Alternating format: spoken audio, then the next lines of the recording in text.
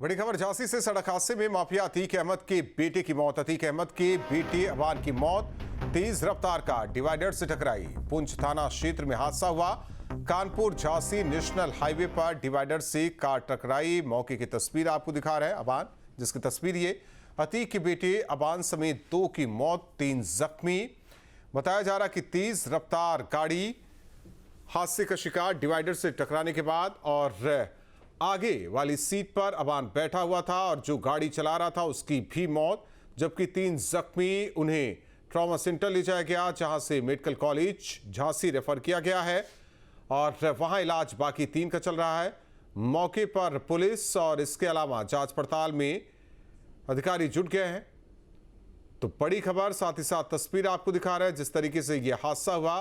बताया जा रहा है कि तेज रफ्तार और वहीं मौजूद लोगों ने रेस्क्यू शुरू किया, बचाने की कोशिश की गई और जब हॉस्पिटल ले जाया गया तो डॉक्टर्स ने 2 को मृत घोषित कर दिया, जबकि 3 की सांसें चल रही थी, जिन्हें इलाज के लिए झांसी मेडिकल कॉलेज रेफर किया गया है। तो बड़ी खबर, हालांकि जांच पड़ताल पुलिस की टीम अब कर रही है। हादसे की वजह जानने की कोशिश की जा रही है। तो ये तस्वीरें आपको दिखा रहे हैं। तो 5 बेटे अतीक अहमद के, जिसमें से 1 के एनकाउंटर में मौत और ये सबसे छोटा बेटा 5वां हादसे में मौत हुई है अवान की। अतीक का बड़ा बेटा लखनऊ जेल में बंद, जबकि दूसरा झांसी जेल में बंद, जिसे अवान मिलने जा रहा था। तीसरा बेटा असद एनकाउंटर में मौत हुई। वहीं अतीक का चौथा बेटा अजाम अहमद जिसका नाम, और ये 5वां सबसे छोटा बेटा अतीक का, जिसकी मौत हादसे में हुई है। तो बड़ी खबर और साथ ही साथ तस्वीर आपको दिखा रहे हैं, मौके की तस्वीर। हालांकि पुलिस के जवान भी मौके पर पहुंचे। नीतीश सोनी हमारे साथ जुड़े हुए हैं सहयोगी प्रयागराज से। नीतीश, क्या कुछ अपडेट आप तक, कुछ अपडेट वो दर्शकों तक पहुंचाइए। जी जी जी बिल्कुल। अतीक, जैसा कि पुष्टि हो चुकी है, अतीक अहमद का सबसे छोटा बेटा जो अवान मतलब है, उसकी मौत हो गई है। अब लगभग ये पुष्टि हो चुकी है, मगर सरकार की तरफ, अभी प्रशासन की तरफ से इस पर कोई सरकारी पुष्टि नहीं की गई है।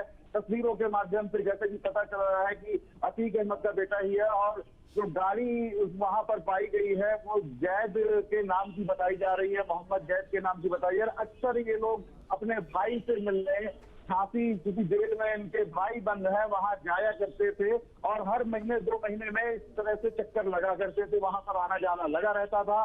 और जिस तरह से कि लगभग जो बारिश हो रही है रात से रुक रुक करके, कल से ये जो बारिश चल रही है, कहीं ना कहीं हादसे की जो बड़ी वजह बताई जा रही है रफ्तार का कहर। क्योंकि डिवाइडर से जिस तरह से गाड़ी टकराई थी, गाड़ी के आगे का जो हिस्सा है उसके परखच्चे उड़ चुके हैं। तो ये जो हादसा हुआ है, पहली वजह जो दिखाई दे रही है वो यही है कि रफ्तार का कहर और डिवाइडर से कार टकराई है और कार के परकच्चे उड़ चुके थे। आगे का जो पूरा पोर्शन था गाड़ी का, जो बोनेट था, पूरी तरह से क्षतिग्रस्त है। तो ये बड़ी खबर है। और जो एक्सीडेंट में ये जो हादसा हुआ है, अवान अहमद की जो मौत हुई है, बड़ी खबर है। रवि परिहार हमारे साथ लगातार जुड़े हुए झांसी से। रवि, कुछ जानकारी हाथ लग पाई है? क्योंकि यही बताया जा रहा है कि तेज रफ्तार और जिस वजह से गाड़ी का संतुलन बिगड़ा और सीधे डिवाइडर से गाड़ी जा टकराई और रफ्तार की वजह से ही ये बड़ा हादसा हुआ है। जो तस्वीर भी सामने आई है वो उन तस्वीर के जरिए देखा जा सकता है कि अगला हिस्सा किस तरीके से क्षतिग्रस्त हुआ है। और ये कहा जा सकता है कि तस्वीर देखने के बाद कि जो भी आगे सवार था वो उसका बचना नामुमकिन, और यही हुआ। और जब पहचान हुई तो उसमें अतीक के बेटे अवान का नाम सामने आया कि उसकी मौत हुई है। तो ऐसे में क्या कुछ अपडेट है वो भी दर्शकों को जरा बताइए, जो जानकारी आप तक अब पहुंची है, नई जानकारी दीजिए। जी, आपको बता दें कि ये जो हादसा प्रथम दृष्टया यही लग रहा है कि ये जो हादसा है वो तेज रफ्तार का कहर ही दिखाई दे रहा है, क्योंकि जिस तरीके से जो गाड़ी के परखच्चे उड़े गए, उस परखच्चे गाड़ी की स्थिति को देखकर अंदाजा लगाया जा सकता है कि हादसा कितना भीषण रहा होगा।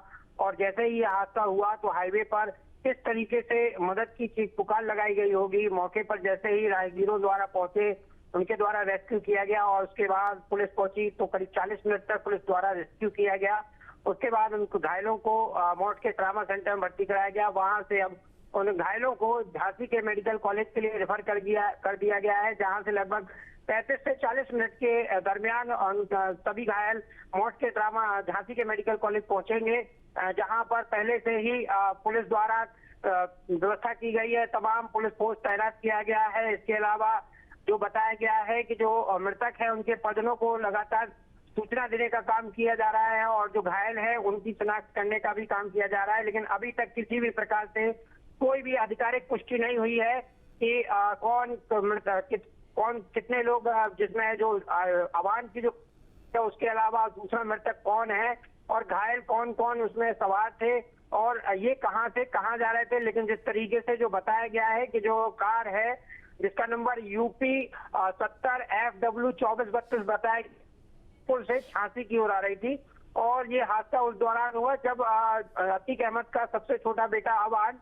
अपने भाई झांसी जेल में जो बंद है उससे मिलने के लिए आ रहा था। बताया ये भी है कि अवान इससे पहले कई बार झांसी जेल में बंद अपने भाई से मिलने के लिए आ चुका है और वो लगभग हर महीने अपने भाई से मिलने के लिए आता था और ये हादसा उसी दौरान हुआ है।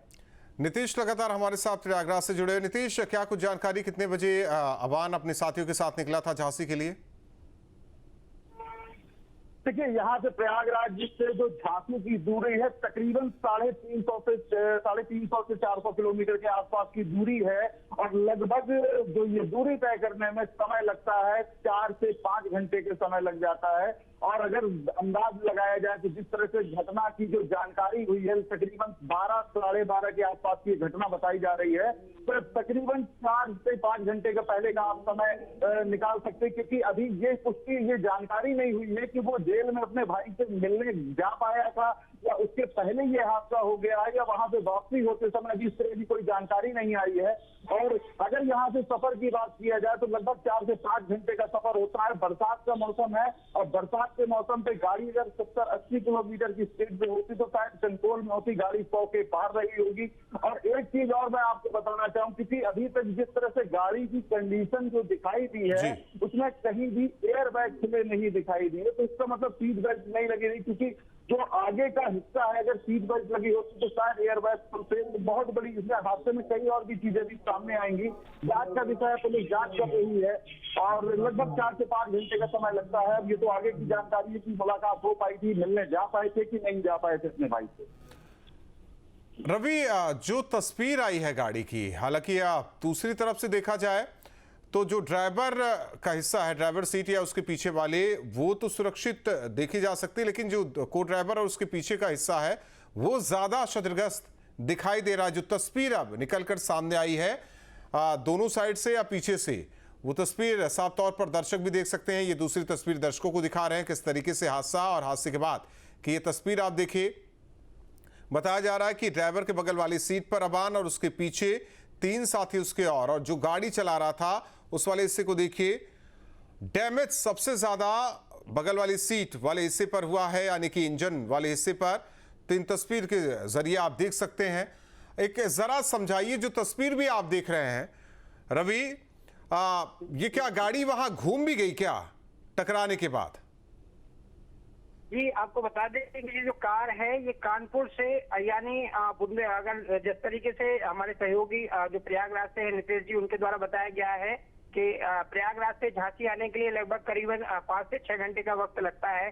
तो ऐसा अंदाजा लगाया जा सकता है कि बुंदेलखंड एक्सप्रेसवे के माध्यम से ये लोग जालौन उरई तक का बुंदेलखंड एक्सप्रेसवे से आए हो, उसके बाद सीधा इन्होंने झांसी कानपुर हाईवे को पकड़ा हो, उसके बाद वह झांसी से कानपुर जो मार्ग है उस पे झांसी के लिए रवाना हो रहे होंगे।